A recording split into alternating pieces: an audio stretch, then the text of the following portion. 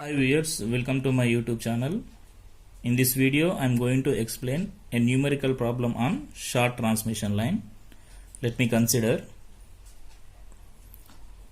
what is the maximum length in kilometer for a single phase transmission line having copper conductor of 0.775 centimeter square cross section over which 200 kilowatt at unity power factor and at 3300 volts are to be delivered.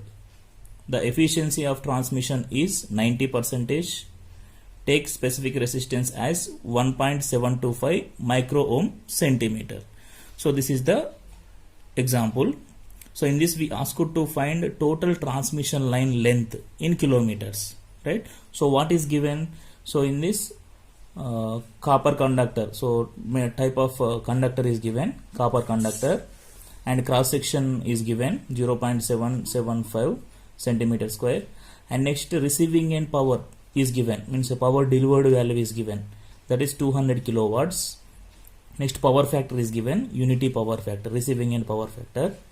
After that receiving end voltage is given, so how much it is, 3300. So next specific resistance value is given, so they mentioned specific resistance. So how much it is, 1.725 micro ohm centimeter. Okay, so now we want to calculate the transmission line length. So how to calculate the transmission line length?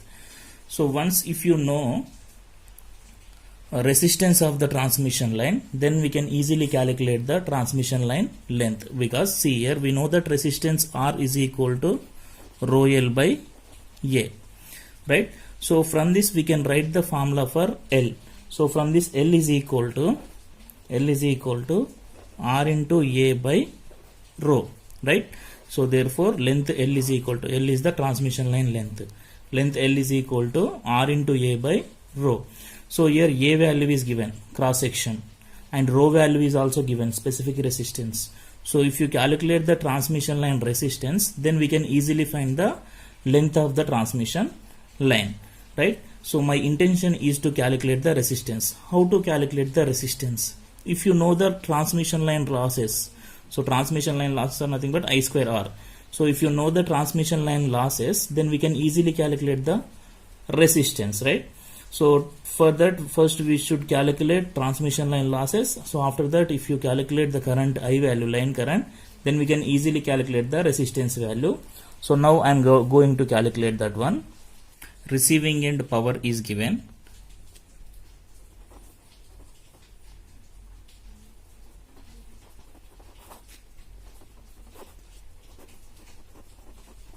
receiving end power is equal to how much, 200 kilowatts.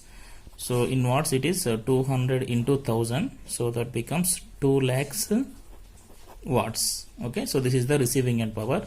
So after that the transmission efficiency is given, transmission efficiency. So how much it is, 90%. So this we can write it as 0.9, right? So after this sending end power is equal to, so how to calculate sending end power? We know that efficiency is equal to power delivered by power sent, right? So from this power sent is equal to, sending end power is equal to, we can write power delivered by efficiency. So use this formula and write the equation for PS. So therefore PS is equal to power delivered value, that is in watts I am taking 2 lakhs by efficiency 0.9. Calculate this one. So if you calculate this, you will get 2,22,222 watts. So therefore sending end power is equal to 2,22,222 watts. So this is the sending end power. So here we know sending end power and receiving end power. By using these two, we can calculate the transmission line losses. Okay, so what is the formula for transmission line losses here? Transmission line losses is equal to sending end power minus receiving end power. So then calculate the transmission line losses here.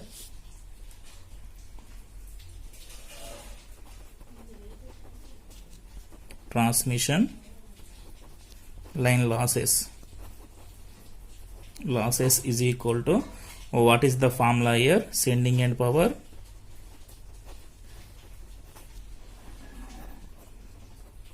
minus receiving end power.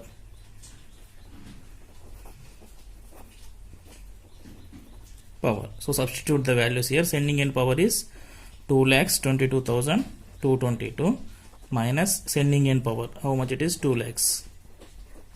Okay. So if you subtract this, you will get 22,222 watts. So therefore line losses. Therefore line losses is equal to 22,222 watts. So after that, calculate the current. So if you calculate the current, then we can easily calculate the resistance. So first I'm calculating the line current here. Line current is equal to,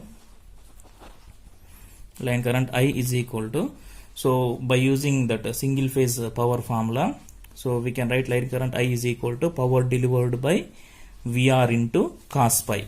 Okay, so this formula, power delivered by VR into cos pi r.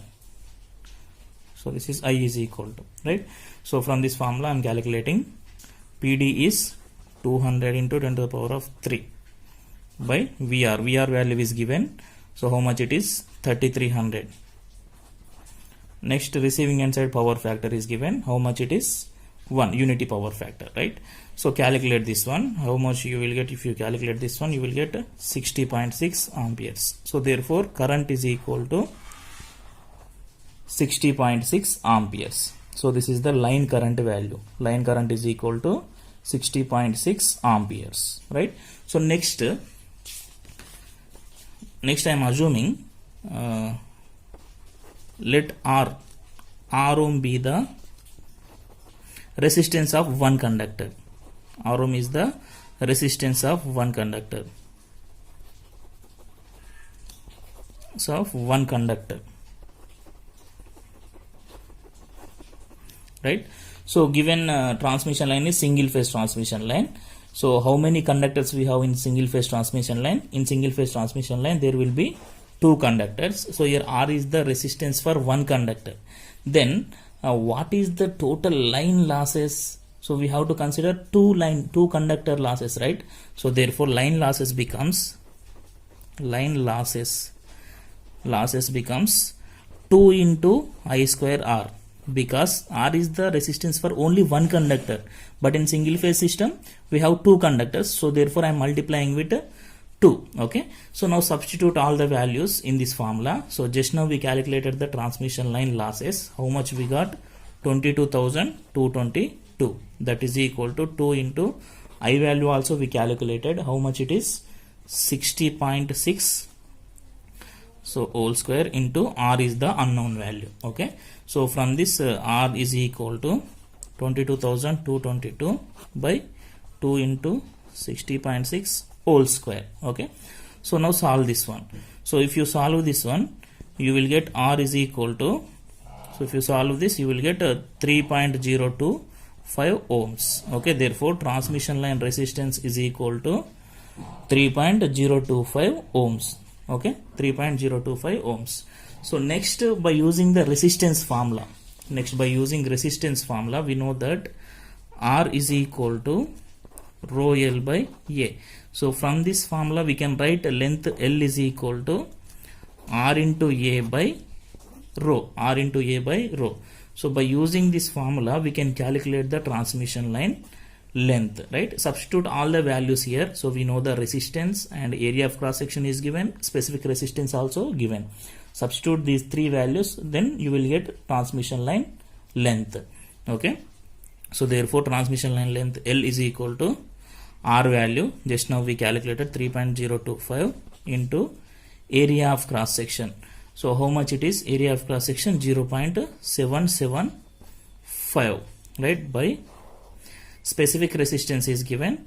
So how much it is? 1.725 micro is given, right? So just multiply it with minus 6, 10 to the power of minus 6. So now solve this one.